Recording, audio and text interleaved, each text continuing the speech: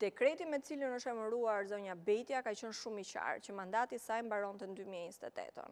Dhe pa dyshim që kjo vendimarrje vë në pikpyetje legitimitetin e gjykatës kushtetuese, në sensin e kësaj ndërhyrje që bëhet në mandatin e kësaj gjyqtare. Dhe më lejoni që kjo është një gjyqtare goxha me integritet, ka dhënë vendime dhe arsyetime për shumë nga ligjet dhe nga vendimet e gjykatës kushtetuese goxha shtëruese, dhe mendoj që presidenti i cili tashmë radhazi ka shkelur kushtetutën dhe rasti flagrant ishte i zgjedhjeve lokale ku bashk e diskutuam që dekretimi i datës së zgjedhjeve pa pritur vendimin e gjykatës kushtetuese në 115 i kushtetutës, padyshim ndërhyrja e tij në këtë në gjyqësorin më të lartë në hierarkinë e gjyqësorit, padyshim që është një rast i pa precedent, por dhe vendimarrja lë shumë për të dëshiruar. A mundet kreu i shtetit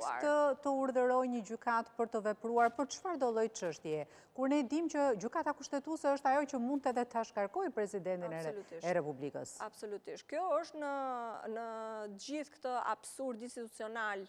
që ndodh, sepse kontrolli dhe balanca e pushteteve prandaj janë, dhe fakti që presidenti i Republikës i është drejtuar gjykatës kushtetuese për të kërkuar llogari për mandatin e një nga antarëve të gjykatës, duke kërkuar hapjen e vakancës për të, padyshim që është e pa precedent, sepse gjykata